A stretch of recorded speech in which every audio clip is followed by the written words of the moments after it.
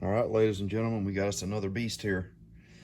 This is a 1963 or 1964 Homelite C7. They only made these for 2 years. It's a C series. C, hence the C7. C stands for convertible. You can get gear drives and augers and automatic oilers and stuff. Back then they didn't have automatic oilers, or it wasn't a real popular thing. So having that option for an attachment was awesome. So this ain't gonna be nothing like the last video. If you did see the last video, if you ain't and you're curious about it, it's a 1965 David Bradley. Sold at Sears and Roebuck, so it's kind of like a Craftsman, but it's David Bradley, and I done a complete restore on it. This ain't gonna be nothing like that. This saw, the other saw done for my grandfather, and I took it to him. So it's my, it was my dad's dad, my papaw. And when I gave it to him, he gave me this saw, which was his dad's, which is my great grandfather, and that's who I'm named after. And boy, did he use this thing. He run this thing in the dirt. So I'm going to use this saw, for personal use. But I'm going to fix it up, make it nice and stuff. Okay, I had to do a retake of these brochures.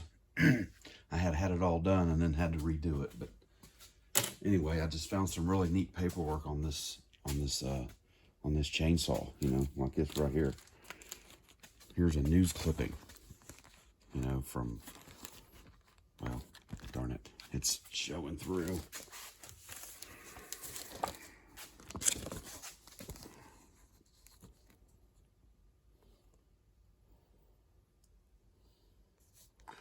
It was in the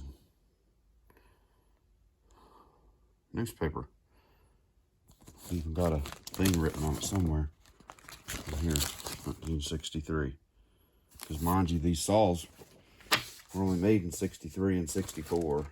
Pretty sure that's how that was. Then this here is a repair manual. They made all kinds of them, because you had all kind of different saws.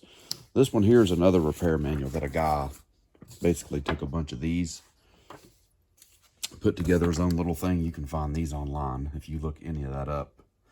Cover models on like eBay or something. Randy's Engine Repair. Sure, you'll find it. Of course, see the models there. C5, C51, C51G, C7, C71, C71G, and then the C9s. So those are a bunch of models between them 2 years, and I think that those were the only 2 years, and I'm pretty sure that this gear drive went on anything of the C series. See, it just says C series 11.8 planetary drive kit. This is the one, you took off your drum, your clutch and your drum, and you added this to it, and it kind of, it made it less fast, but you could run longer, and constant without overheating and hurting stuff. So it pretty much turned it into like a work mule. And then of course, I'm pretty sure there was other things that were added, like an automatic oiler. Back then everything was manual oil. There was no automatic oiler, so it was neat and like a new thing. But I think that the other things like the auger and the automatic oiler, there was probably some other stuff that was made. I think that might have been made from a different company. But here is something, it just shows some of the specs. If this thing focus in for me. There we go. It's just another thing they probably like passed out with the saws, or it actually kind of looked like this thing might have come out of a book. So it just kind of showed some specs.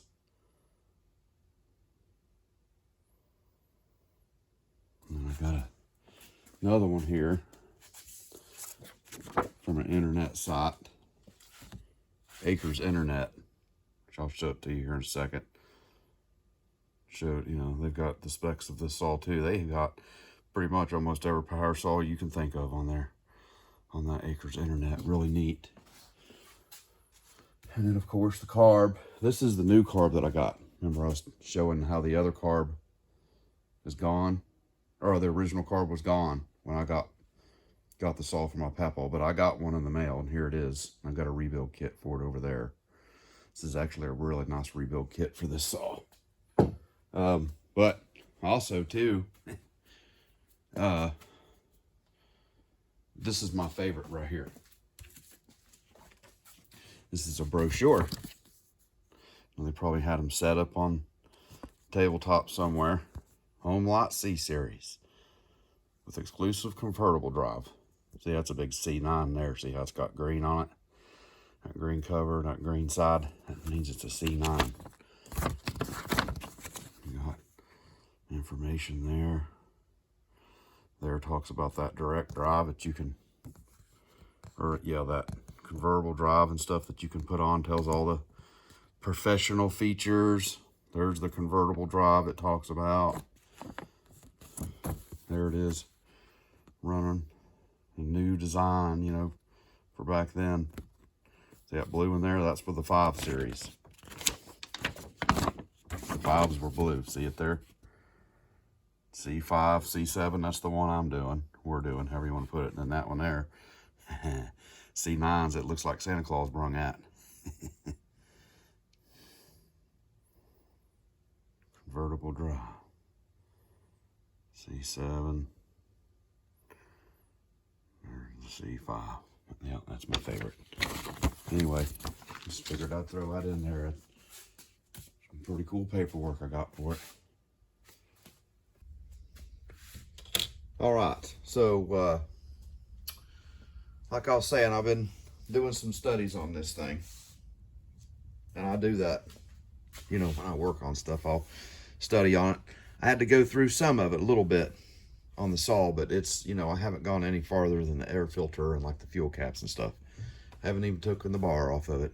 But I have, you know, I tried to crank it naturally to see if it would turn over, and the starter is just, it's going to need a new starter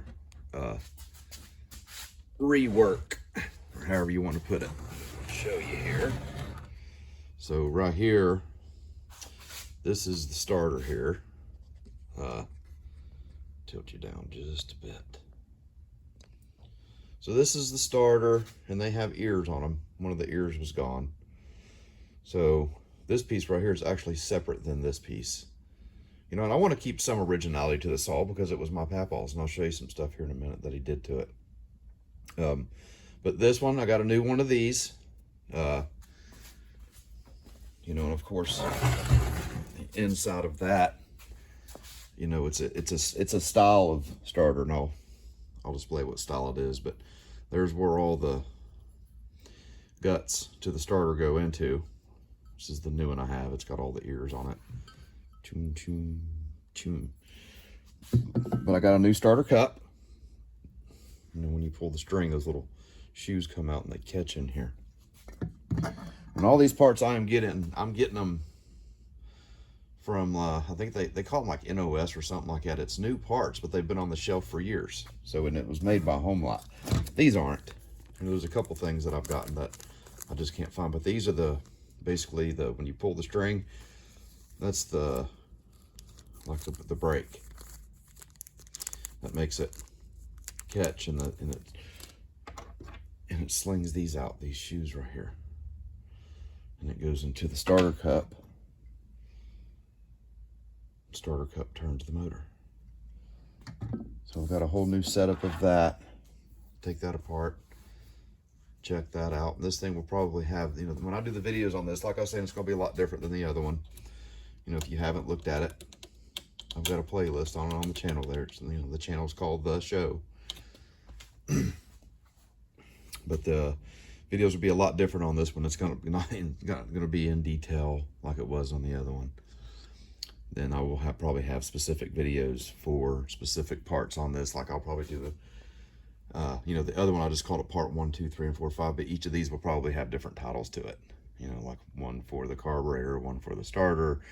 Things that are, you know, people will need specific addressing to. You know, the coil, things like that. But anyway, some other things that I got for it. As you can see, I got the whole decal set. That was awesome. You know, you can just Google Homelite C7 decal kit, and that baby will pop up.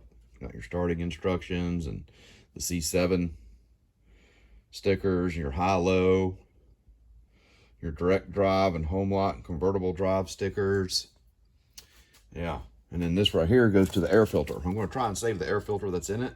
One corner's got a little tiny tear in it, but I think I can repair that with something like some rubber cement or something. Like I was saying, I'm going to try to keep it original as possible. But this is a gasket for it, and the gasket was missing. Like I said, my grandfather ran the dog snot out of this saw. So we'll go over here and I'll show you what I've done so far. And after that, we're going to tear it down, and I'm going to see if this baby will, I want to see if it's got spark. So I took the fuel cap off. This cap right here, this style specifically, there's other caps that are similar in style, but this one has its own, you know, this specific year is a little different. Not exactly sure how it's set up, but you've got a hole in the lid. I don't know if you can see it, or I'm sorry, right there it is. See that hole right there? Well, it goes through in here and comes out right here. You know, naturally for the fuel system, when it's running, it's sucking fuel. It's got to have, you know, a release or atmosphere, or, you know, something to keep the flow. It's got to have, you know, transfer air into the fuel system so it can keep pulling. Anyway, it does that through here. But there's supposed to be like a one-way valve right here. Some people call it a duct valve or a duct bill. But this one actually had a little cap that's supposed to go with this set. It's just a round little disc thing. Like I was saying, those parts things show it. You know, you can, this parts things right here, this one, there's one specifically for the C7, and you can get on Leon's Chainsaw Repair. Leon's Chainsaw Repair. That cat is hot. He is good. He's all over. You can get on there, and he's got all those manuals like that. And it, you know, those manuals are awesome because it shows them each individual specific part breaking apart with numbers, and underneath the numbers are illustrations of what they're called with the part numbers. And it also has another dialogue down on the bottom on some things that can be confusing to kind of guide you along with. So really, that's all a man needs, you know, when they're doing something like this, is that. And it's called Leon's Chainsaw Repair. He's awesome. Anyway, there's all kinds of different, little bit of tiny different variations in these caps, you know, and they're kind of similar. You know, so I've got one on the way that's got a little duct bill valve right here. Of course, this in here is a little bit different, but it will work. You know, basically you want air to be able to go into the system, you know, so the fuel can flow in, but nothing go out. So, you know, naturally right here, if I blow in that hole right there, air will go in and out of that hole. And I might just run this cap, you know, it might leak a little bit, but it'll be all right. Anyway, I got a new one of those coming. And Papaw probably dropped it or bumped it or doing something other, and he cracked that. You can see it on the oil part there, where that's gone. And it did not have the oil O-ring. I've got that. I put that on there. Sorry, I kind of lied to you. I put that O-ring on there. And right here is the air filter. The C5 one, C7 one, C9 one, they all have holes right here. And I think it, when I read the brochures, it said something about those were made for, like, so it could breathe better in snow or something. I don't know. But that's a lot of times what people tell the difference in that these casings, they have holes on the 7-1s, 5-1s, 9-1s, and I think the 7-1Gs, 5-1Gs. I think they made, like I was saying, I think they even made like 5-2s, 7-2s, and 9-2s. But here's the air filter. And boy, when you smell that, it smells like it was used. Oh man, I like that. That smells good to me, guys. But Papaw also put a different carburetor in here. That's supposed to be an HL, I think it's 141A. I think it's supposed to be.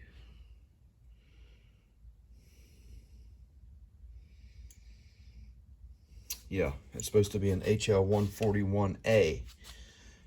which is this one. But as you can see there, it's a B. And there's also a C and a D. There's a chart that you can look at to see all that too.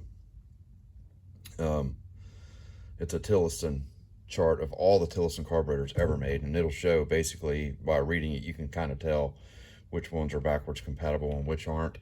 Anyway, a lot of these saws come with these factory. Anyway, Papal, I don't know, obviously I don't know why he changed it, but I don't know if you can see here, he has whittled down 2 pieces of wood and stuck in these 2 side holes, because the original carburetor that was on it had these 2 shafts that come through that you could, adjust out here where my finger is with the carburetor. And he's used the oiler so much on it, the original button come off. He's whittled a piece of wood and put it on there too, so I'll definitely be saving that. But that's the throttle. Here's your choke on it. Those work. So, and right here, this is like a reed valve. Hopefully that's good. You can always fix that. And it's got this fuel tank, I guess if they don't leak, don't fool with them. Just use it. And then back here, you've got a kill switch. Here's your kill switch. Oil pumper. And this is a throttle lock right here. This one. Throttle lock. And then there's your choke.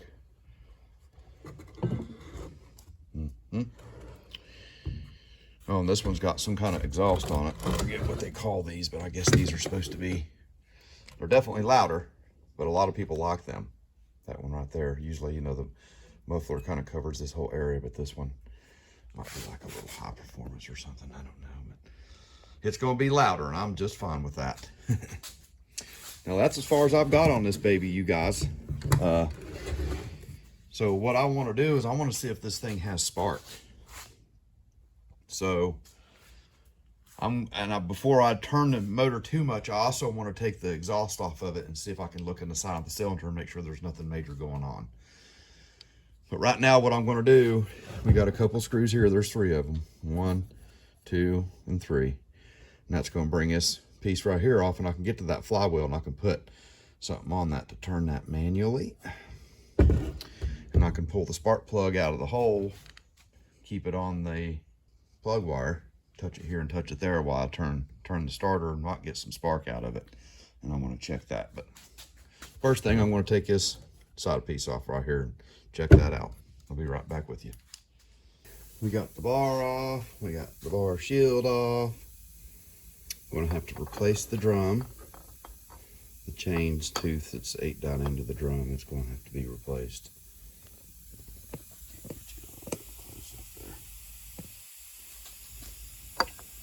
Eating down. Have to replacey.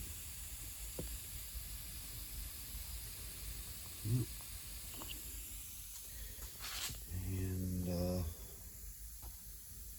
getting ready to do some blowing here, so I figured you want to see that. Usually anybody that works on stuff loves to see that part. I've kind of taken a pick to everything, took a brush a little bit to some stuff, trying to get the big stuff away. And I also got the starter and the flywheel cover off of here. Yeah, so anyway, I'm going to blow some air here and clean this up some. And from there, I'll probably take this off, check on the inside cylinder and stuff. But here we go. Lift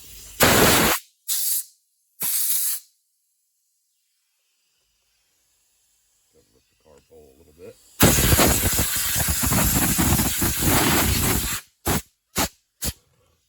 Oh. That's some 1960s sawdust for you.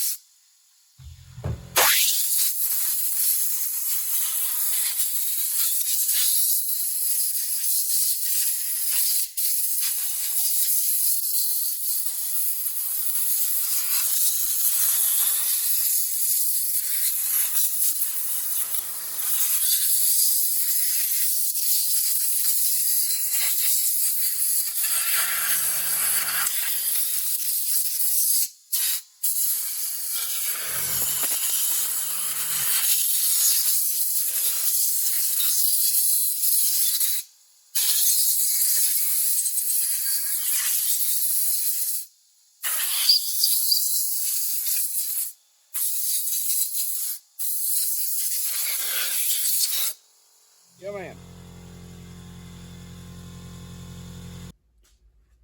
All right, ladies and gentlemen, I didn't get to the spark yet as I intended to. I kind of had a little catastrophe there at the after I had made the last section of the video. A cat had brung her kittens under my porch, so had to take all of them to the vet, and they were sick. And anyway, I've got them all lined out, good to go. So, but during that part, I got some parts. So I know I was telling you about the fuel cap and the hole in it, and it's supposed to have that duck bill and stuff. So I got these two caps, which were just kind of like junk, whatever. You know, that's special. Sorry if it's the lighting is bad.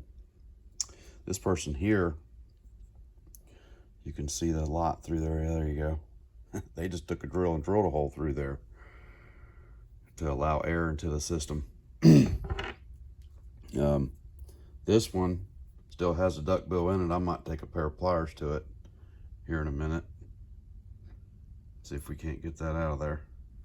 Just to be curious, you know, I've got a brand new one right here, literally never been opened. Now, like I was saying, it's a little bit different style than what mine originally came with, but as long as air gets, you know, into the system to allow the fuel to run through the rest of the system, it should be all right. But it's this style right here that I got in this bag right here, the new one. Of course, I couldn't find the one for mine. I was telling you how mine has, the cap is a little different, and it's got like a little disc, just a round disc that goes in between the cap and the gas tank. It's supposed to let air through. Anyway, got them in the mail.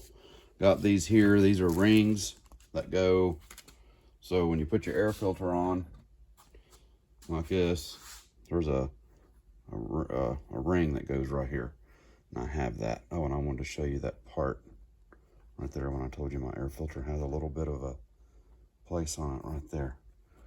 I think we can get that still to seal with our new gasket. Oh, what else did I get? Oh, here. See if you people, some people may,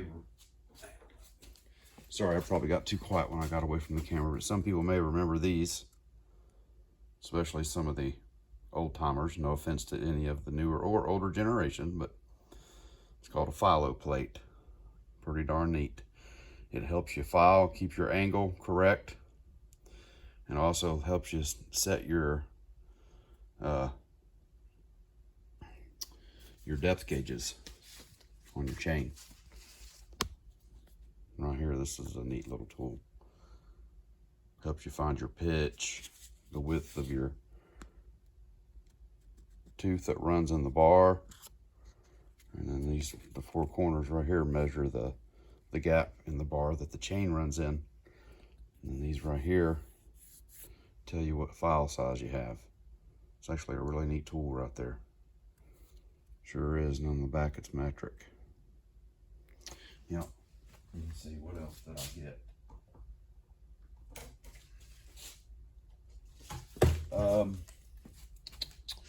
What else did I get? Seems like it was something else that had come in the mail. Anyway, I've got this piece coming. It's this whole piece, but it's got a lot of these missing. See, I've got one of those missing. But I think I'm just going to leave it like that to keep its character. But there's a plate that goes right here on this new piece like this that I'm getting. That is the ID tag. This one was missing. I'm assuming Papaw or whatever took the tag off, take it in somewhere to get some parts. And never put it back on. There could have been some other possibilities too, but I'm not going to talk about that, Papaw. Anyway.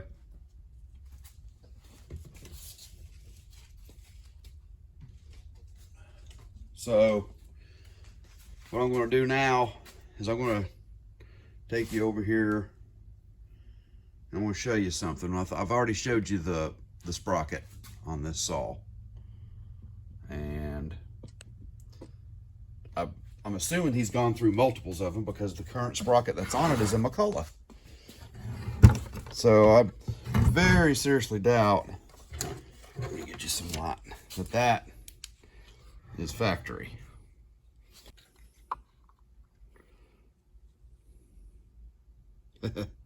McCullough Sure enough. I guess it's interchangeable back then. I mean, I could be wrong, but I very seriously doubt that Homelite had a pact with McCullough. They could have, I don't know. Either way, that come off of McCullough, and it's got to be replaced anyway. So I'm going to replace that, and I wanted to show you inside here. I've seen people make videos of it, but see them grooves in there? They didn't come like that. So my grandfather or somebody, probably Papa or someone he knows had to do it for him, put a bunch of grooves in that. That helps that shoe catch when on your starter. When you go to crank it, let me get a light here. Lord, this is horrible. Okay, there we go. Now you can see them grooves in there. But yeah, they're just, those were put in there by hand. I just thought that was a neat little thing. I'm going to try it with that, but I've got another drum over there that I can put on it. So far, that's the only thing that I've needed so far on this thing. I've showed you everything else. I may have to get a spark plug. There's a bad place on the plug here. Let's see if I can't get in here and show you.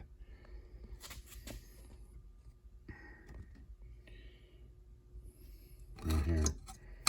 See that? Bad place on the plug there.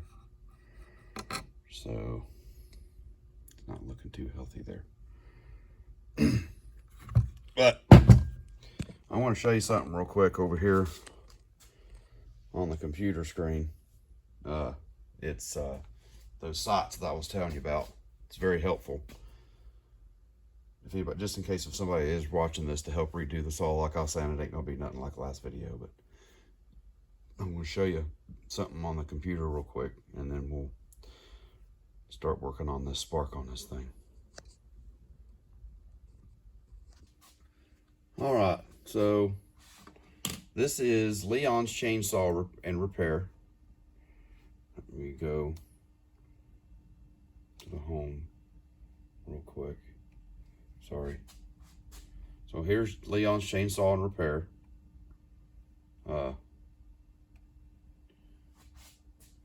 You can go to diagrams right here, parts diagrams.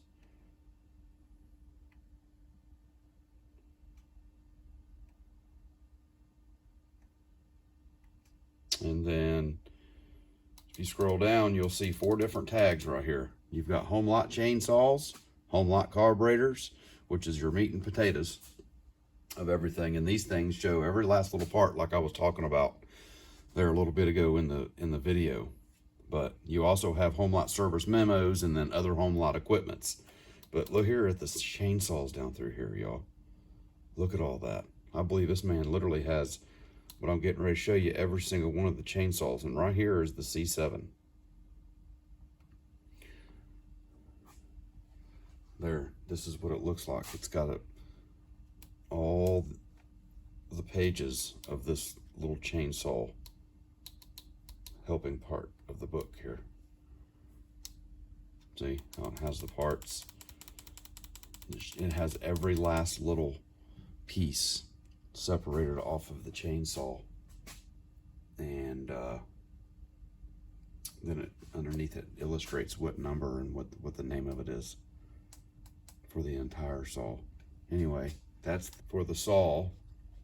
You also have that for the carburetor on that one tag, and then this right here is an entire list of all Tillotson carburetors I think that's ever been made. SoCal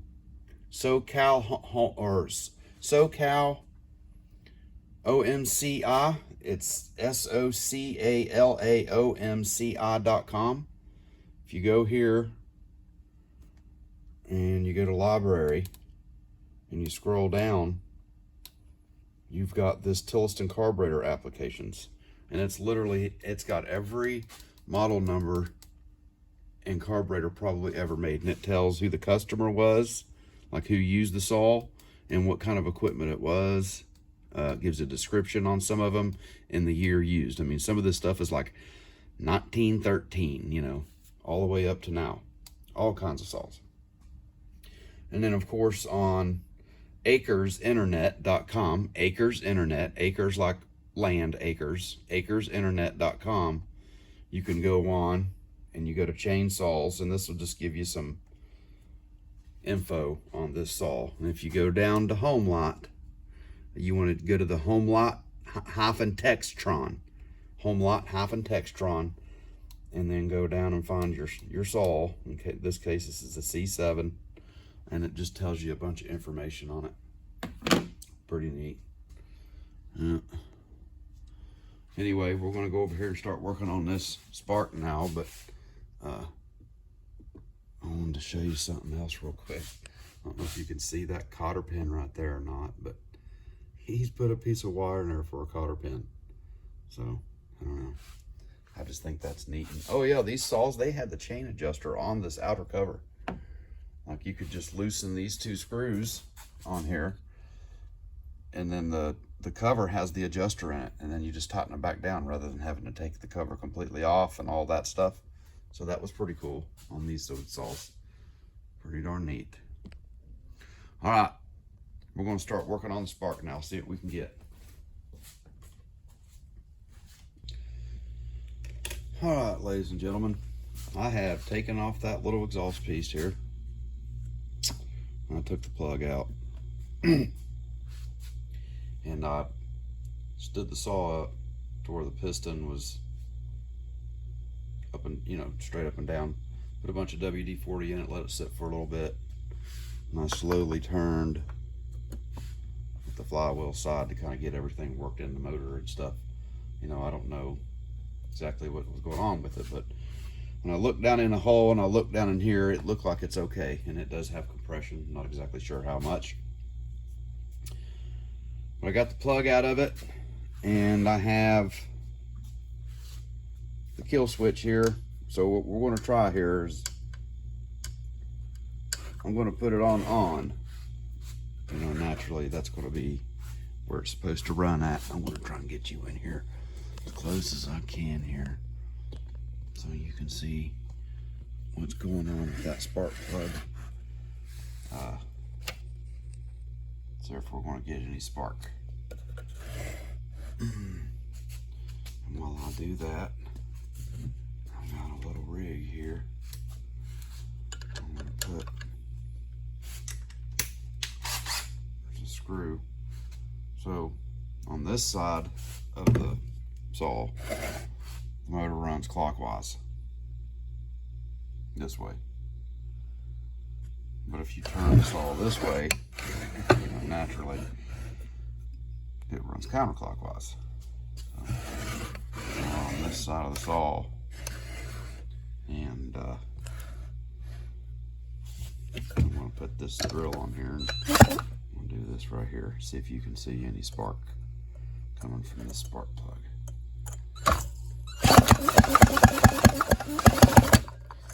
Hang on a second, I need to get you a little closer. Get you a better visual. Now let's see what we can get off this baby. I'm trying to keep from zapping myself where that thing's got a bad place on it. Okay, let's see. Well, right there.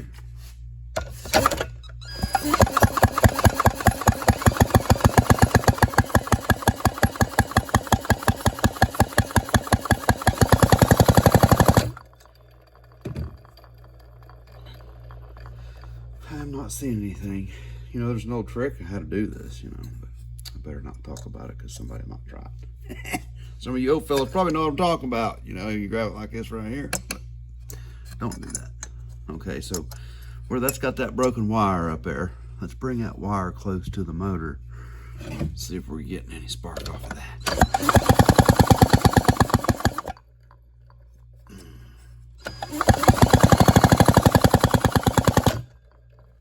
See absolutely nothing. I'm going to turn this switch the other way, that kill switch.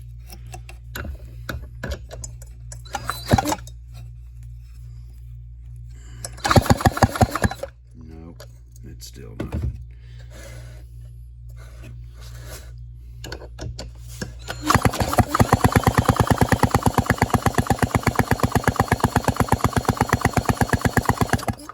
Nothing, Nathan, nada. So, if that switch is bad for the kill switch, it'll keep it from firing. So I'm going to take off. I don't know if you can see that or not. That, I'm going to disassemble that, see if I can get the plug off of the back of that. I'll be right back with you. I want to take this apart, or just a little nut right here. This nut. Loosen it and take it off. Be right back. Okay, switch is off. Just be mindful when you're doing that. See those two little tags right there? Nipples, whatever you want to call them. Now you tighten this nut down, that nut on the outside right here. They'll then take one of these tabs and they'll bend them over. So just make sure before you pull that off, make sure them tabs are pulled back. Or that nut won't come off. You know, this right here. And that comes off. Anyway, that's pretty neat. This tag right here has a groove in the top of it. See that groove? And right there are them threads. This tag here, this on-off tag's got a groove in it, so it'll only go on one way. That way you know for sure when you put it together, which way is on and which way is off. Anyway, that's off of there. Now I'm going to put a piece of black tape on the end of that kill switch wire. That way it don't ground off. Because see, what happens is when they make this, when it's running, they run this to the magneto, and if this grounds to the motor, you know, that tab grounds to the motor, it'll shut off. And this switch will do the same thing, you know, from the mechanisms on the inside here. When the wire's hooked in, if it's turned to the on, you know, it allows it to run. You turn it off, it grounds it out. So to make sure this will not make connection with the motor, I'm going to wrap a good amount around that, and we're going to try for old Sparky again here. We are. Okay. Let me get closer here. Close as I can get you, might as well.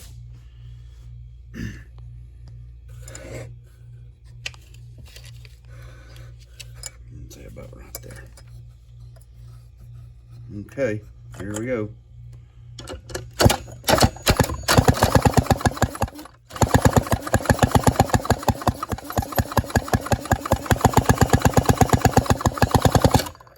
Nothing. I'm going to try that trick again. This plug wire here, if it'll.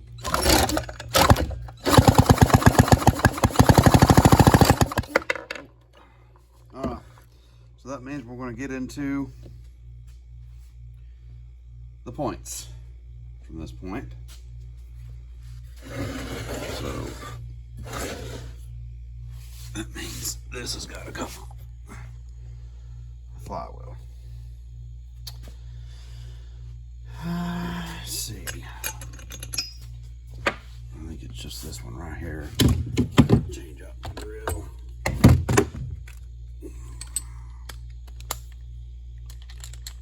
Should come right off, but I'll probably have to do some trickery to get the flywheel off. Nothing major though.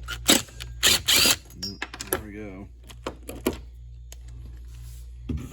Nut. And there's a brake washer or hold washer or split washer, whatever you want to call it. And then there should be a flat aluminum one. There should be a flat aluminum. And I hope I'm not boring you guys with that stuff. But there's that one. Alright, so this flywheel, I showed you in the last video how to do it. You know, just put a little pressure behind it somewhere.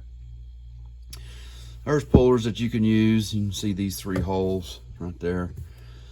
You use a puller for that. A lot of people don't though. Some people just take an air chisel and put a piece of wood on it or something where it don't hurt. And brr, brr, just tap it, just that chisel only, and then a lot of times it'll bring this off. But what I'm going to do is I'm going to take a screwdriver, I'm going to put a rag under here, and I'm going to put just a little bit of pry, or somewhere safe, and smack this right here, and then I'll turn it a little bit, and I'll do it again.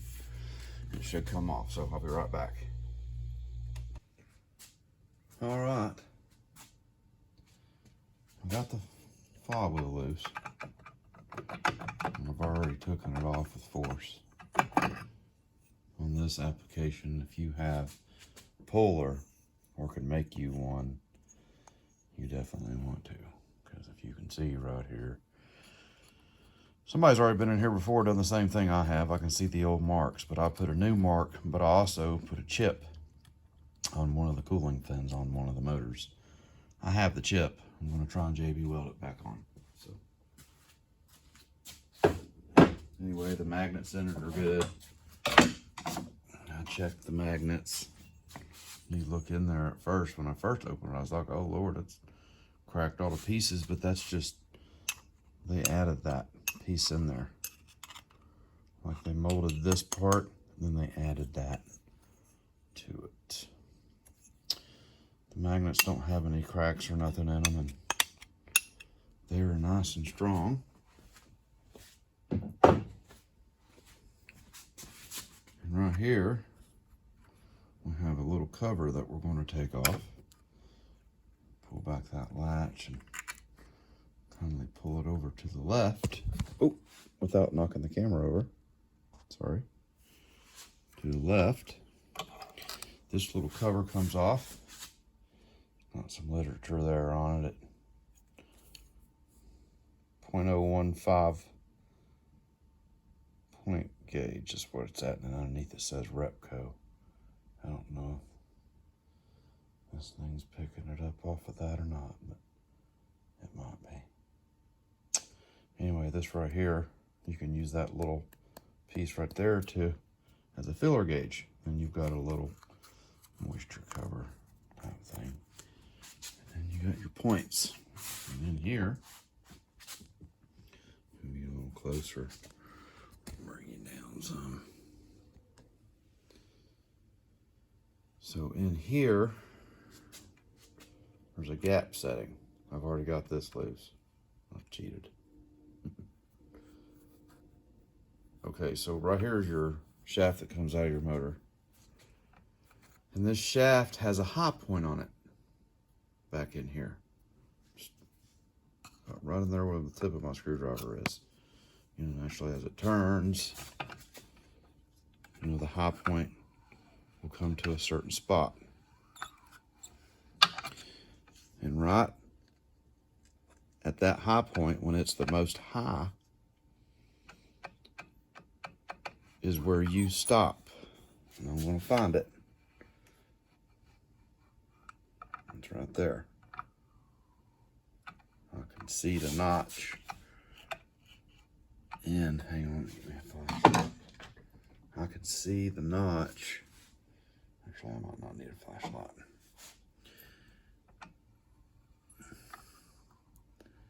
In that shaft right there. That's the high point right there. When I say high point, okay, so the high point, you can't see over there. The high point of this shaft, oops, sorry, pushes on this part of this bar. See this little piece right here that I'm touching with my screwdriver? Pushes up against that, and I'm going to turn that shaft. I'll show you that high point. Or whatever you want to call it. There's just a groove in there. Can you see that? Right there, you can see the edge of that up there really good. Right there at the tip of that screwdriver on the right of my screwdriver, you see the edge. See it there? It's the high point. And when I turn a little bit more, you can watch it push that arm in. See it? Start. So I'm going to position that where that's right on the highest point of that spot right there. I'm going to say it's right there. Okay. And after you get that, then you come to these two little things here. Sorry for the movement, I'm trying to get you in here. See, this is where they talk about the gap. So I've already got this screw right here loose. Got my fingernails on this one. And this will freely move back in there. See that? So you want this gap right here to be a certain gap when this is at the highest point, like we were talking about. For this application, you know, it reads on here 0.015, like I was saying, you can use the tip of this to get that. So what you do, as it's at its high point, push down on that plate. I'm going to push hard. Just get it to where the measurement is true. And then you tighten down that screw.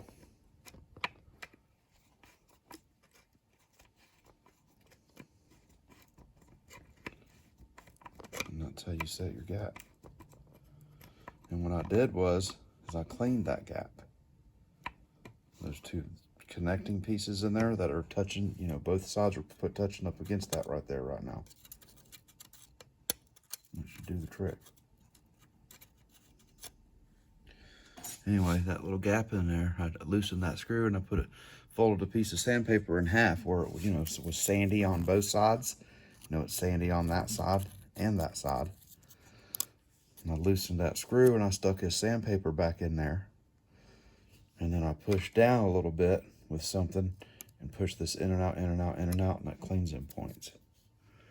And now I'm going to crank that just a little bit so it never comes loose. And I'm hoping that them points was dirty. And I kind of looked around some other stuff here while I'm in here. Sorry. You know, looking at some wires and this, that, and the other connections, and everything seemed to be okay. If I don't get a spark on this, I'm just probably going to get a whole new apparatus. So I'm going to button all this back up here in a second, and we'll see if we got spark now. All right, I got the flywheel on. I got the starter cup back on because you gotta. That's what keeps this flywheel mounted. Is the nut that holds the starter cup on. And cleaned off the magnet on the flywheel, put the casing and everything back on the points. Let's see if cleaning those contacts on them points give a spark. We know that our switch can't be bad, so ready?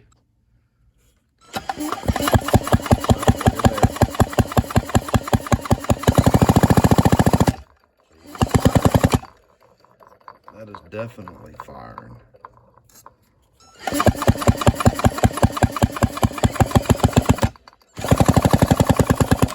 I'm actually going to turn the light out and do that. See how that does.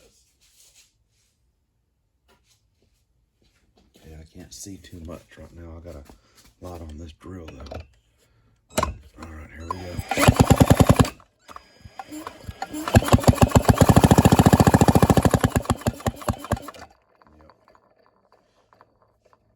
Yep. She's going out of focus though whenever it goes completely dark.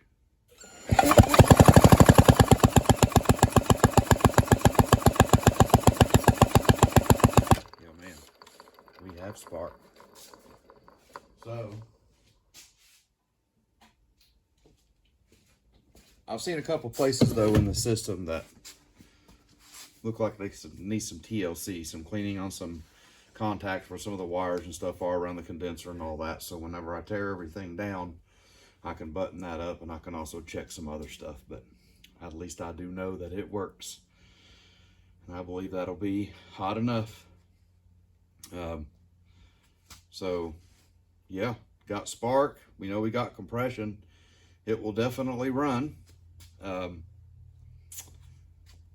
know you guys are wanting me to try it out. So what I'm going to do is we're going to try it out. I'm going to put the spark plug in, and I'm going to throw some fuel down the yap. And we're going to see if it runs. see what she does. See you in a second. All right, ladies and gentlemen, I have me a bottle prepared here. Got some fuel in it. There's all kinds of different ways to do this, but some people will spray it in here, and you can probably take the carb off and spray it in this neck right here, right in front of the valve. But you can also put it directly in the cylinder. I should probably hook this on-off switch back up, because when you do it this way, sometimes you don't have fuel control, usually like you do with the trigger. I do have the throttle lock on to give it air in there. But if it over revs, you can hurt the motor, and naturally you turn it off by this. But I'm only going to put so much in here.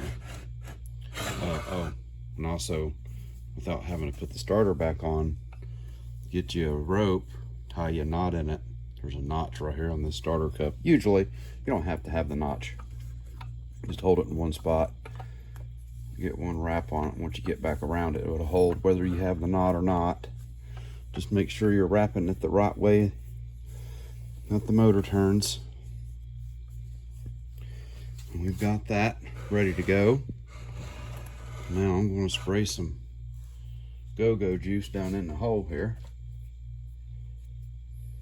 And we're going to see if this baby will hit a lick. See if she'll hit a lick for us. Here a little closer. I'll give it 3 or 4 shots here. See, we'll try that out.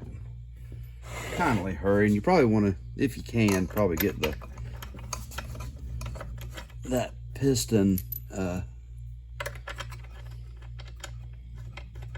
where it's just coming up past the exhaust hole. That way it just don't drain out. But I'm sure it'll be okay either way.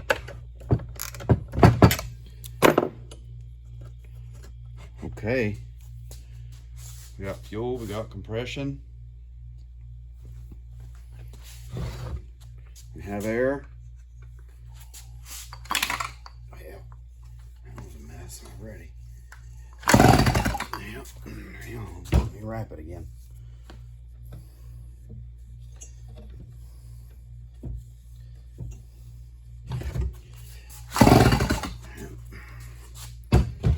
Wrap her again.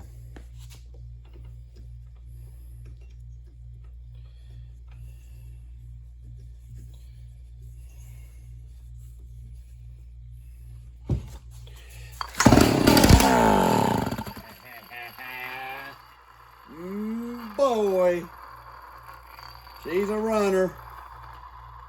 Bing, ping, pack, ping, it said. Yeah. Yeah. You know what that means, don't you? That means that the magneto works. It's got compression. The seals or the rings in the piston are most likely fine. And we have us a runner. So that means I'm going to tear it down. I'm going to clean it. I'm going to paint it. I'm going to put my stickers on it. I'm going to get a good chain for it. And I'll have me a usable power saw. Yeah. The next thing from this point, I want to take that carburetor off and check those reeds. Now that I know that it runs, I want to now make sure it'll run from the carburetor. If the reeds ain't no good, it won't run. So anyway, that's awesome. You know, once this, like I was saying, that ain't like the other saw. I'll be able to start this saw and I'll be able to run it. We can cut with it and do whatever we want to do with it. Yeah, hope you're enjoying the video. I'll be back with you here in just a second.